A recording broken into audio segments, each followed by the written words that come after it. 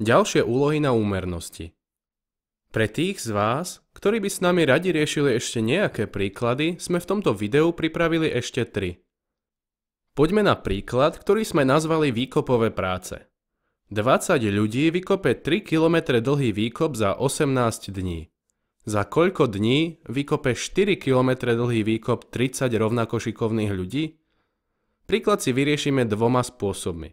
V prvom si vyjadríme, koľko vykope za jeden deň jeden človek, následne koľko vykope za jeden deň 30 ľudí a týmto objemom práce za jeden deň vydelíme celkový objem práce, ktorý predstavuje 4000 metrov výkopu.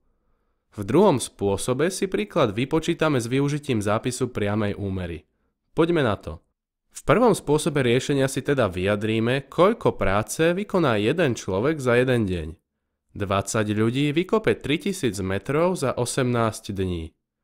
Jeden človek teda vykope 1/20 tohto, teda 150 metrov za 18 dní. Za jeden deň tak jeden človek vykope 150 18 metra, čo je v základnom tvare zlomok 25 tretín. Potom 30 ľudí vykope za deň 30 násobok tohto čísla, čo predstavuje 250 metrov. Výsledok získame tak, keď celkový objem práce 4000 metrov vydelíme prácou, ktorú vykoná skupina 30 ľudí za deň, teda 250 metrami. 30 ľudí vykope 4000 metrov dlhý výkop za 16 dní. Video si pokojne pozastavte a prejdite si postup krok po kroku. Pozrime sa teraz na druhý spôsob, ktorým môžeme príklad počítať. Ako prvý krok si zadanie prepíšeme do zjednodušeného zápisu, aby sme mali lepší prehľad o veličinách. 18 dní, 20 ľudí a 3 km, x dní, 30 ľudí a 4 km. S týmto máme problém, pretože ešte nevieme napísať pravdivý vzťah medzi počtom dní a dĺžkou vykopanej jamy, pretože oba riadky počítajú s rozličným, tak povediac výkopovým výkonom.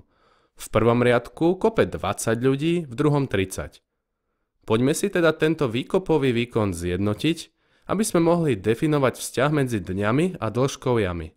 Čo sme spravili je, že v prvom riadku sme vyrovnali počet kopáčov na 30, takže je zhodný s druhým riadkom zápisu, no a upravili sme aj dĺžku výkopu, ktorý tento zvýšený počet ľudí za 18 dní vykope, a to tak, že sme pôvodnú dĺžku 3 km zväčšili v pomere 3:2.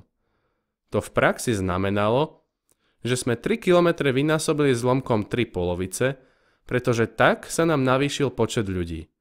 Teraz už máme zápis priamej úmery, pretože čím viac dní, tým viac vykopaných kilometrov výkopu. Pozrime sa naň teda. 18 dní predstavuje 4,5 km, x dní predstavuje 4 km, šípky sme si zakreslili z dola hore, zapíšeme si úmeru priamo s lomkami a vypočítame, že x sa rovná 16. Ako vždy, video si pokojne zastavte a postup dobre preštudujte. 4 sliepky znesú za 4 dní dovedna 4 vajcia. Za koľko dní znesie 6 sliepok 6 vajec? Pozrime si zápis. 4 sliepky za 4 dní znesú 4 vajcia. V riadku pod tým 6 sliepok za x dní znesie 6 vajec. Už na pohľad si môžeme všimnúť, že výsledkom budú 4 dni, pretože ak 4 sliepky znesú za daný čas 4 vajcia, tak keď navýšime počet sliepok o polovicu a produkcia vajec nám stupne podľa zadania tiež presne o polovicu, tak čas musel byť ten istý. Ale môžeme si tiež vyjadriť, koľko znesie jedna sliepka za jeden deň, to bude 1/4 vajca, 6 sliepok teda znesie 6 krát toľko, teda 1,5 vajca, a 6 vajec, delených touto dennou produkciou 1,5 vajca, nám dá 4 dni. Posledný príklad bude z prostredia mestskej hromadnej dopravy. 6 revízorov pokutuje v priemere za 5 dní 70 pasažierov bez lístka. Koľko čiernych pasažierov pokutuje v priemere 10 revízorov za 9 dní? Tento príklad najjednoduchšie vypočítame, keď si vyjadríme, koľko ľudí pokutuje jeden revízor v priemere za bežný deň.